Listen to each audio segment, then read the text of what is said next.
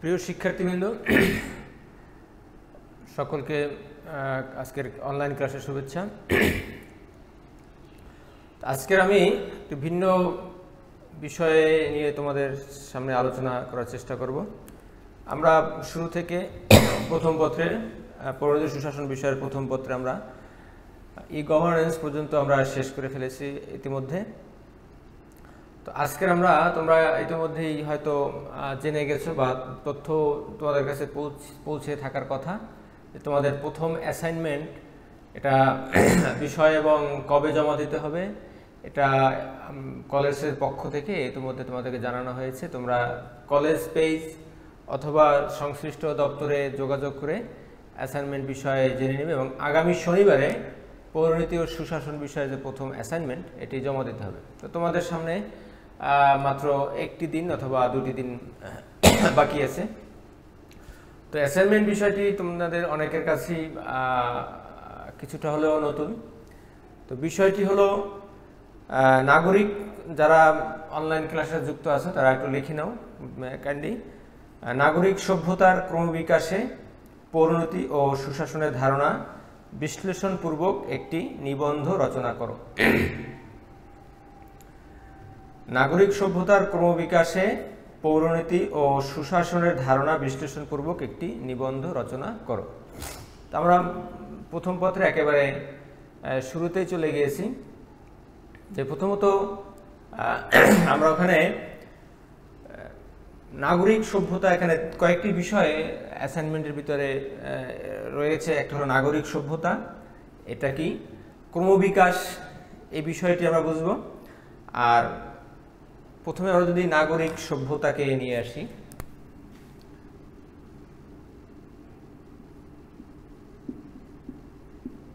নাগরিক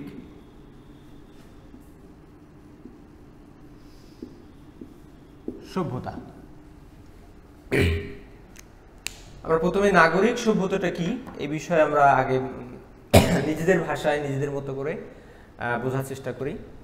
শুরুতে আমরা যে অনলাইন ক্লাসগুলো আমরা নিয়েছিলাম বা তোমরা যারা এসএসসি পর্যায়ে যারা এই বিষয়ে যারা একটু হলেও ধারণা নিয়ে এসেছে তাদের জন্য বা সবার জন্য বলছি, সেটা হলো নগর রাষ্ট্রে যারা বসবাস করে তাদেরকে আমরা এক কথায় নাগরিক বলতে পারি। নগর রাষ্ট্র, আমরা তো শুধু এখন নগর রাষ্ট্র একটা ব্যাপক বিষয়। অতীতকালে যে ক্ষুদ্র ক্ষুদ্র ক্ষুদ্র যে অঞ্চল ছিল বিভিন্ন পৃথিবীর বিভিন্ন অঞ্চলে, এখন যেমন বড় বড় রাষ্ট্র জাতিরাষ্ট্র আমাদের বিশাল আয়তন বিশাল জনসমষ্টি, হ্যাঁ, সরকার আছে, সার্বভৌম আছে, সৈন্যবাহিনী আছে, একটা সরকার থাকে, আমলাতন্ত্র থাকে, সরকারের বিভিন্ন উপাদানগুলির সন্নিবেশে একটা আধুনিক জাতিরাষ্ট্র আমরা যেখানে কল্পনা করতেছি, এই এখন বর্তমানে এরকম আসলে ছিল না। পৃথিবীর বিভিন্ন অঞ্চলে বিশেষ করে বড় জলাশয়ের কাছাকাছি অথবা যেখানে জঙ্গল আছে, ফলমূল সহজলভ্য, অথবা পাহাড়ের কোনো পাদদেশে এইভাবে জনসমষ্টিগুলো গড়ে উঠছিল। ওখানে যে সভ্যতাটা, ওখানে যে অঞ্চলটা, ওইটাকে আমরা একেবারে সার সংক্ষেপে নগর বলতে পারি। তো পৃথিবীর বিভিন্ন অঞ্চলে এই নগরগুলো অস্তিত্ব পাওয়া যায়। তোমার এখন যে বর্তমানে ইউরোপের বিশেষ করে ইটালি এবং তার ইটালির আশপাশ এবং মূল ইটালির যে ছোট ছোট অঞ্চলে বিভক্ত ছিল সেগুলোকে আমরা সিভিস বা সিভিটাস এগুলো আমরা পড়ে এসেছি, তোমরা সবাই জানো। তো এত গভীরে আমি গেলাম না। আর ভারতীয় উপমহাদেশেও এরকম ছোট ছোট নগর রাষ্ট্র এরকম ছিল।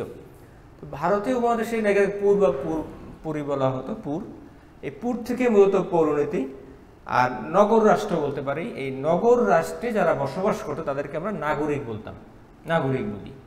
আবার গ্রীসে দেখবা যে যারা রাষ্ট্রীয় কার্যাবলীতে সরাসরি অংশগ্রহণ করতো তাদেরকে আমরা নাগরিক বলি। এক কথায় আমরা যেভাবেই সংজ্ঞায়িত করি না কেন, মূল কথা হলো নগর রাষ্ট্রে যে ওই যে নির্দিষ্ট ছোট ছোট ক্ষুদ্র অঞ্চলের ভিতরে যে অঞ্চলগুলিকে বলা হতো নগর। আর ওই নগরে যে সমস্ত জনসমষ্টি বসবাস করত, এক এক অঞ্চলে এক একটা নিয়ম ছিল। যেমন কোনো কোনো অঞ্চলে এরকম, নগরে এরকম নিয়ম ছিল, যারা সরাসরি রাষ্ট্রীয় কাজে অংশগ্রহণ করবে তাদেরকে আমরা নাগরিক বলতাম, অথবা সবাইকে নাগরিক বলতাম। আবার কোনো কোনো অঞ্চল ছিল না, সবাইকে না, যারা বাইরে তাদেরকে ধরা হবে না। সংজ্ঞার দিক থেকে ভিন্নতা আমরা পেয়ে থাকি, কিন্তু মূল কথা হলো নগর রাষ্ট্রের ভিতরে যারা স্থায়ীভাবে বসবাস করত, যারা রাষ্ট্রের সুযোগ সুবিধা প্রত্যক্ষ পরোক্ষভাবে ভোগ করত, অথবা রাষ্ট্রীয় কাজে সরাসরি অথবা পরোক্ষভাবে অংশগ্রহণ করত, তাদেরকে আমরা নাগরিক বলি। তাহলে হলো নাগরিক সভ্যতা। নাগরিক সভ্যতা, তাহলে না সভ্যতা কি?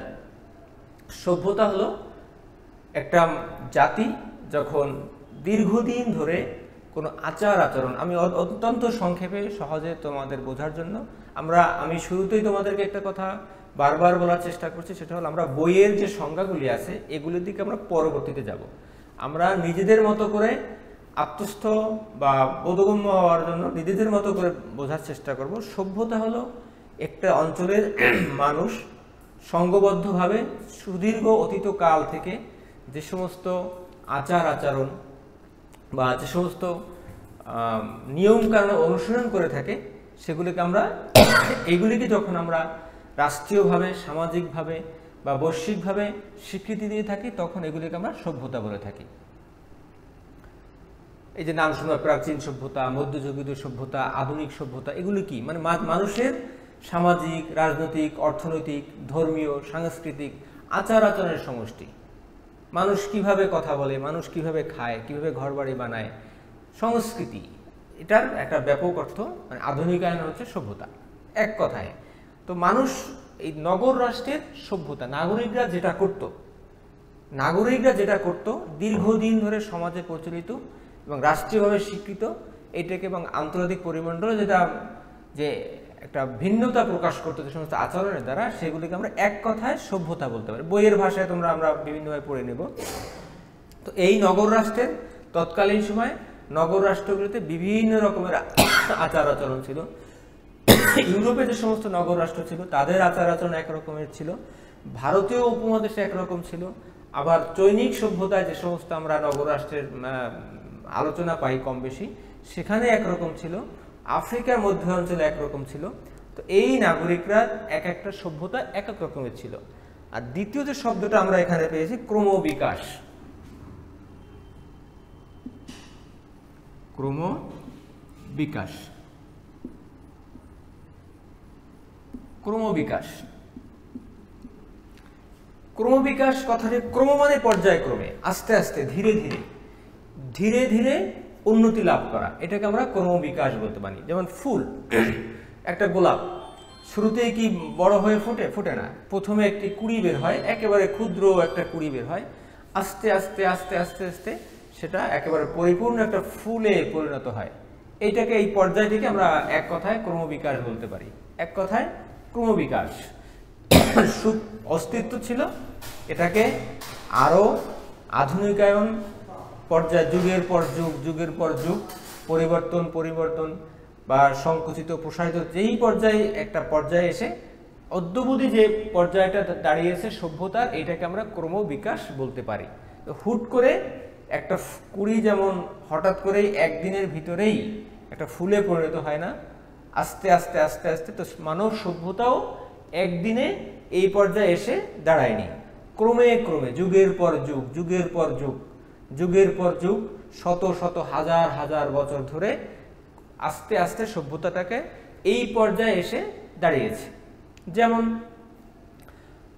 অতীতকালে আমরা ইতিহাস যেদিন থেকে লেখা শুরু হয়, আগে যে প্রাগৈতিহাসিক যে যুগটি ছিল সেখানের কথা বাদ দিয়ে আমরা যখন ইতিহাস যেদিন থেকে লেখা শুরু হলো, যে পর্যন্ত আমরা গিয়েছি সেই প্রাচীন যুগ থেকে, সেখানে আমরা কি পাই? যে মানুষ গুহায় বসবাস করত,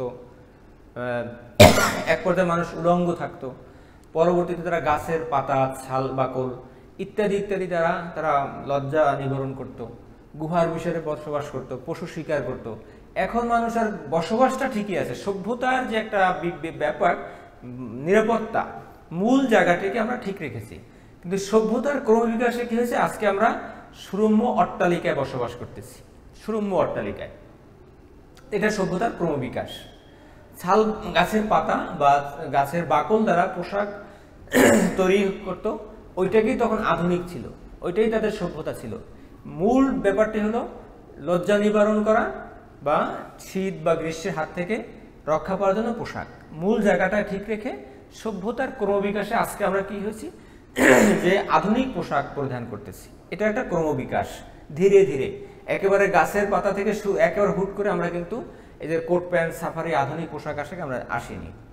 আবার পশুপালন করতো, বন জঙ্গলে শিকার করতো, এখন আমরা বন জঙ্গলে শিকার করতে যাই শখের বসে, খাদ্যের অভাবে, খাদ্যের চাহিদা মেটানোর জন্য আমরা শিকারে বের হয় না এই যুগের কোনো মানুষ। বেশিরভাগ মানুষ, আধুনিক সভ্য মানুষ পশুপালন করতেছে এবং খামার গড়ে উঠছে, পশুর খামার, দুগ্ধ খামার, এগুলি সভ্যতার ক্রমবিকাশ।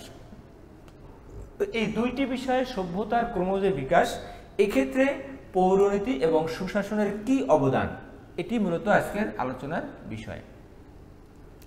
এখন দেখো নাগরিক এবং সভ্যতা, এখানে পৌরনীতি এবং সুশাসন কিভাবে ভূমিকা রাখে। তো পৌরনীতি কি? পৌরনীতি হলো পুর বা নগর রাষ্ট্রের নাগরিকদের সাথে সম্পর্কিত সমস্ত বিষয় নিয়ে আলোচনাই হলো পৌরনীতি, এক কথা শেষ। নগর বা নগর রাষ্ট্রের নাগরিকদের যাবতীয় বিষয়, সামাজিক, অর্থনৈতিক, রাষ্ট্রনিক, ধর্মীয়, সাংস্কৃতিক সমস্ত বিষয় নিয়ে যে বিষয় বা শাস্ত্র আলোচনা করে থাকে সেটাকে আমরা এক কথায় পৌরনীতি বলতে পারি। তাহলে এই যে নাগরিক, যেদিন থেকে নাগরিক কথাটি শুরু হলো ওদিন থেকেই পৌরনীতি শুরু হয়েছে, ওদিন থেকেই আলোচনা শুরু। তাহলে নাগরিক যেখানে সেখানেই আমাদের পৌরনীতি, যেখানে নাগরিকের আলোচনা সেখানেই পৌরনীতি। কারণ নাগরিক যদি মানুষ মাত্রই তার সামাজিক, অর্থনৈতিক, সাংস্কৃতিক, জৈবিক বিভিন্ন চাহিদার সমষ্টিতে একজন মানুষ। তো মানুষ যেমন চাহিদা ছাড়া মানুষ থাকে না, তেমনি নাগরিকেরও চাহিদা ছাড়া নাগরিক থাকে না। তার নিরাপত্তার দায়িত্ব, সামাজিক, অর্থনৈতিক, রাজনৈতিক, ধর্মীয়, জৈবিক বিভিন্ন চাহিদা থাকে। তো নাগরিকের সাথে পরিণতি ওতপ্রোতভাবে জড়িত, কারণ পরিণতি হলো নাগরিকতা বিষয়ক বিজ্ঞান, নাগরিকের যাবতীয় বিষয় নিয়ে সে আলোচনা করে। আর সভ্যতা, নাগরিকরা যে বিষয়টি, যে আচরণ, যে সমস্ত রীতিনীতিতে অভ্যস্ত হয়ে যায় সেটি আমরা সংক্ষেপে এক কথায় সভ্যতা বলতে পারি। এটাই সভ্যতা। কিভাবে খায়, কিভাবে ঘর বাড়ি বানাইছে, কিভাবে রাষ্ট্র পরিচালনা করছে, এটা একটা সভ্যতা। তো এই সভ্যতা নিয়েও পরিণতি আলোচনা করে। যেমন এবং এই যে নাগরিক, যে পুরানো যে নগর রাষ্ট্রগুলি ছিল, এখানে নাগরিকতা বিষয়ে বিজ্ঞানে ছিল, নাগরিকদের নিয়ে আলোচনা ছিল এবং ওই নগর রাষ্ট্রে কিভাবে সুশাসন প্রতিষ্ঠিত করা যায় এই বিষয়েও আলোচনা ছিল। যেমন আমরা অতি সংক্ষেপে যদি আলোচনার দিকে যাই, প্লেটোর যে আলোচনা আমরা দেখতে পাই, প্লেটোর গুরু যে সক্রেটিস, সেখান থেকেও আমরা আলোচনা পাই। মূলত আমরা প্লেটো থেকে যদি শুরু করি, প্লেটো দেখবা যে রাষ্ট্রের কথা উনি বলেছেন সেই রাষ্ট্রের সমস্ত আলোচনায় নাগরিকদের নিয়ে এবং সুশাসন প্রতিষ্ঠা, নাগরিকদের নিয়ে এবং সুশাসন প্রতিষ্ঠা। উনি কি বলে গেছেন যে এমন একটা রাষ্ট্র হবে যেটাকে উনি আইডল স্টেট বলেছেন। আইডল স্টেট তোমরা হয়তো পরবর্তীতে উচ্চতর পর্যায়ে লেখাপড়া যখন করবা তখন পাবা, এক কথায় বলে আদর্শ রাষ্ট্র। আদর্শ রাষ্ট্রের ভিতরে উনি নাগরিকদের নিয়ে আলোচনা করেছেন এবং সুশাসন প্রতিষ্ঠার জন্য একজন দার্শনিক রাজার কথা উনি ওনার লেখনের ভিতরে বলে গিয়েছেন। এখানে দেখো দুইটি বিষয়, একটি হলো নাগরিকের আলোচনা শুরু থেকেই ছিল এবং এই সভ্যতাটাকে নাগরিকের আচরণ, লেনদেন, ঘরবাড়ি, রাষ্ট্রীয় কার্যাবলী, সামাজিক কার্যাবলী, অর্থনৈতিক কার্যাবলী, জৈবিক কার্যাবলী, পারিবারিক কার্যাবলী, এই কার্যাবলীকে কি করে একটি সুন্দর গতির ভিতরে, নিয়মের ভিতরে নিয়ে আসা যায়। মোদ্দা কথা যে নগর রাষ্ট্রটি ছিল, ওই নগর রাষ্ট্রটি কিভাবে একটি কল্যাণকর রাষ্ট্র, জনসমষ্টি যাই থাকুক, একটা কার্যকরী সরকার, জনগণের আদর্শ জনগণ, আদর্শ সরকার, আদর্শ শাসন ব্যবস্থা ইত্যাদি কিভাবে গড়ে তোলা যায়, এ নিয়ে প্লেটো প্রথম আলোচনার সূত্রপাত করলো একটা গঠনতান্ত্রিক উপায়ে। দেখো সেখানেও কিন্তু আমাদের পরিণতি এবং সুশাসন রয়ে গেছে। তার আলোচনা, তার পরবর্তী তার যে শিষ্য অ্যারিস্টটল থেকে শুরু করে মধ্যযুগে যে ম্যাকিয়াভেলি থেকে শুরু করে আধুনিক যুগে হবস, লক, রুসো শুরু করে নব্য আধুনিক যে রাষ্ট্র চিন্তাবিদগণ রয়েছে, এই দেখো আমরা শুরু করলাম প্লেটো থেকে। প্লেটোর আলোচনার ভিতরে আমরা পৌরনীতি এবং সুশাসন কথাটিকে পাই। প্লেটো খ্রিস্টপূর্বাব্দ, আজ থেকে 2000 বছরের বেশি সময় আগে। তো আজকে আমরা যে রাষ্ট্রটিকে পেয়েছি, সুন্দর একটি সরকার, নির্বাচন ব্যবস্থা, হ্যাঁ, আধুনিক সমাজ, আধুনিক সভ্যতা, সবকিছু হাতের নাগালে, ডিজিটালাইজেশন, হ্যাঁ, একবার পৃথিবী হাতের মুঠোয়, গ্লোবালাইজেশন নামে আমরা পৃথিবী হাতের মুঠোয়, তুমি ঘরে বসেই আমেরিকার খবরাখবর আনতে পারছি আমরা। আধুনিক পোশাকের যা মানে একেবারে, শুধু মানুষ এখন বলতে গেলে মানুষ মৃত্যু হয়ে গেলে আর জীবনটাকেই ফিরিয়ে আনতে পারছে না, কিন্তু মানুষের মতো অবিকল মানুষ এখন রোবট তৈরি করতেছে, যার কাজ চিকিৎসা বিজ্ঞানের রোবট, যুদ্ধক্ষেত্রে রোবট। এই যে সভ্যতার আধুনিকায়ন, এর উদ্দেশ্য হলো সুশাসন প্রতিষ্ঠা। তো ক্রমবিকাশটা এখানেই, আমরা প্রাচীনকালে যে নাগরিক সভ্যতা শুরু করছিলাম, ক্রমবিকাশ হতে হতে আমাদের এখন নতুন যে একটা সভ্যতা আমরা পেলাম, এই সভ্যতার প্রত্যেক পরতে পরতে পৌরনীতি এবং সুশাসনের ভূমিকা রয়েছে। যদি পৌরনীতির আলোচনা না থাকতো, তাহলে কিভাবে সরকার গঠন হবে, কিভাবে নাগরিকের আচরণ কি হবে, সরকারের আচরণ কি হবে, নগররাষ্ট্রের সীমাবদ্ধতা কেমন হবে, শাসন বিভাগ, আইন বিভাগ, বিচার বিভাগ কেমন হবে, এই সম্পর্কে নগর রাষ্ট্রের যে শাসকরা বা জনগণ ছিল কোনো ধারণাই পেত না, যদি পৌরনীতি বিষয়ক ধারণা আমাদের রাষ্ট্রবিজ্ঞানীগণ দিয়ে না যেতেন। তারা পৌরনীতির ধারণা দিছে বিধেয়ী নগর রাষ্ট্রগুলি গঠিত হয়েছে, সভ্যতা গঠিত হয়েছে। ওখান থেকে ধীরে ধীরে ক্রমবিকাশের মাধ্যমে আমরা আধুনিক জনকল্যাণমূলক জাতি রাষ্ট্রের উদ্ভবকে আমরা দেখতে পাই। তো এই হলো ক্রমবিকাশ। এইভাবে আমরা সভ্যতার ক্রমবিকাশে আমি বলছি যে প্রাচীন কাল থেকে মানুষ যখন নগর রাষ্ট্রের সূচনা করে, সেখান থেকে অদ্যবধি যে আধুনিক জাতিরাষ্ট্র, এখানে আমরা এসে যে দাঁড়িয়েছি, প্রতিটি ক্ষেত্রে পৌরনীতি এবং সুশাসনের ওতপ্রোতভাবে জড়িত। কিভাবে জড়িত আরও সংক্ষেপে আমি বলতে গেলে, যে পৌরনীতি বিষয়ক আলোচনার মাধ্যমে একটি রাষ্ট্র বা নগররাষ্ট্র গঠিত হয়েছে, কিভাবে রাষ্ট্র গঠিত হবে, সরকার ব্যবস্থা কি হবে, জনগণের কার্যবলী কি হবে, আমলাতন্ত্র কি, এগুলি আমরা যেমন প্লেটোই ধারণা দিয়ে গেছিলেন যে শাসন বিভাগ, আইন বিভাগ, বিচার বিভাগ, এটা উনি ওনার মতো একটা ধারণা দিয়ে গেছিলেন। আধুনিক যুগে আমরা সুস্পষ্টভাবে শাসন বিভাগ, যে ক্ষমতা স্বতন্ত্রীকরণ, প্লেটো ধারণা দিয়ে গেছেন যে আলাদা হবে, মন্টেস্কু এসে ক্ষমতা স্বতন্ত্রীকরণের নীতি বলে গেলেন, হ্যাঁ, সংসদীয় গণতন্ত্রের কথা বলে গেলেন একজন। এইভাবে আমরা ক্রমবিকাশ, প্রাচীন যুগে সূচনা হয়েছে, আজকের আমরা একটা পর্যায়ে এসে দাঁড়িয়েছি, এটা হলো ক্রমবিকাশ। এখানে তোমাদের যে প্রশ্নটা ছিল যে নাগরিক সভ্যতার ক্রমবিকাশে পৌরনীতি সুশাসনের ধারণা বিশ্লেষণপূর্বক একটি নিবন্ধ রচনা করো। এই যে পর্যায়ক্রমে আমরা আসলাম, এখানে পৌরনীতির ধারণা দিয়েছে নাগরিকদের সভ্যতা গঠনে, এবং এটা ক্রমবিকাশের মাধ্যমে আজকের আমরা এই পর্যায়ে যে এসেছি, প্রতিটি ক্ষেত্রেই, প্রতিটি অঞ্চলেই যে আধুনিক যে সভ্যতা, নাগরিক সভ্যতা আমরা দেখতে পাচ্ছি, প্রতিটি অঞ্চলেই পৌরনীতির, মূলত পৌরনীতির পাঠের মাধ্যমে আমরা এগুলি জানতে পারি। এবং সুশাসন কিভাবে কাজ করেছে, যে সুশাসন না থাকতো ক্রমবিকাশ মানে, আর সুশাসনের অবস্থাতে কি হলো, যে নাগরিক, যে পৌরনীতির নাগরিকের সভ্যতা গড়ে উঠেছে, এখানে প্রতিটি সরকার, প্রতিটি নগরের উদ্দেশ্যই ছিল সুশাসন প্রতিষ্ঠা। তো একদিনে হয়নি, এজন্য যে পৌরনীতি এবং সুশাসনের যে বিষয়টি প্রতিটি যুগে, প্রতিটি নাগরিকের জীবনে, প্রতিটি নগর রাষ্ট্রের জীবন থেকে শুরু করে অদ্যবধি যে আমরা যে জাতিরাষ্ট্র দেখতে পাচ্ছি, এখানে পৌরনীতি এবং সুশাসনের যে ধারণাটি, যদি পৌরনীতির ধারণা না থাকতো, তাহলে এই যে রাষ্ট্র, আজকে রাষ্ট্র গঠিত হতো না। সুশাসনের ধারণা না থাকতো, তাহলে আমরা আজকের সভ্য জাতি, সভ্য পৃথিবী গড়ে উঠতো না। সেই মধ্যযুগীয় যে বর্বরতা, প্রাচীনকালের যে বর্বরতা, সেই সমাজে আমরা থেকে যেতাম। তাহলে এই যে একটা ক্রমবিকাশ, ধীরে ধীরে ধীরে ধীরে পৌরনীতি এবং সুশাসনের ধারণার উপর ভিত্তি করেই আজকের সভ্যতাটি গড়ে উঠেছে। তুমি যাই বলি না কেন, আমরা সায়েন্স বলো, ব্যবসায় শিক্ষা বলো, কমার্স বলো, বিজ্ঞান বলো, যাই, সোজা কথা, পৃথিবীতে আমরা যে বিজ্ঞানে যত উৎকর্ষতা দেখতে পাচ্ছি, প্রতিটির ধারণাই এসেছে নাগরিকের চাহিদার উপর ভিত্তি করে সুশাসন প্রতিষ্ঠার জন্য। সুশাসন শুধু যে চোর, দুষ্টের শাসন, দুষ্টকে অ্যারেস্ট করতে হবে, বিচার করতে হবে, খুনিকে ফাঁসি দিতে হবে, বা চোরকে দুর্নীতি থেকে অ্যারেস্ট করে জেলে পুরে, শুধু এটার সুশাসনের একটি ক্ষুদ্র ধারণা।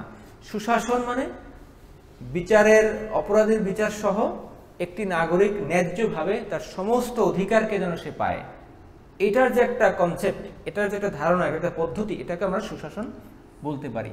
মোট কথা, নাগরিকের সার্বিক বিকাশের জন্য অর্থনৈতিক, সামাজিক, রাজনৈতিক, জৈবিক, সাংস্কৃতিক, ধর্মীয় যাবতীয় চাহিদার বিকাশের জন্য একটি সমন্বিত উদ্যোগকে আমরা সুশাসন বলতে পারি। এটি জাতিসংঘ প্রথমে যে সুশাসনের ধারণাকে দিয়েছিল, পরবর্তী ওয়ার্ল্ড ব্যাংক, IMF বা পৃথিবীর বিভিন্ন মনীষীগণ সুশাসনের ধারণা দিয়েছেন। এই সুশাসনের ধারণা যদি না থাকতো, তাহলে আমরা আধুনিক যে রাষ্ট্রগুলি জনকল্যাণ রাষ্ট্র, নাগরিকের নিরাপত্তা, এই ধারণাটি আসতো না। তাহলে মোট কথা হলো এইভাবে আমরা লিখে দিই। তো লেখার সময় তোমরা নাগরিক সভ্যতা কি এবং পরিণতি কি, সুশাসন কি, এটি একটু স্পষ্ট করতে হবে। লেখার ভিতরে পরিণতি কাকে বলে, সুশাসন কাকে বলে এবং সভ্যতার ক্রমবিকাশে এগুলোর সম্পর্ক কি। তো মাথায় রাখতে হবে যে যে আদিম যুগ থেকে একেবারে নগর রাষ্ট্র থেকে শুরু করে অদ্যাবধি প্রতিটি সভ্যতা, প্রতিটি রাষ্ট্রের মানে পরতে পরতে পরিণতি এবং সুশাসনের ধারণা জড়িত। পরিণতি এবং সুশাসনের ধারণা যদি না আসতো, আধুনিক সভ্য জগতে আমরা আসতে পারতাম না। এই হলো মোটামুটি আলোচনা। তো ধন্যবাদ, সকলের সুস্থতা কামনা করে আজকের মতো বিদায় নিচ্ছি।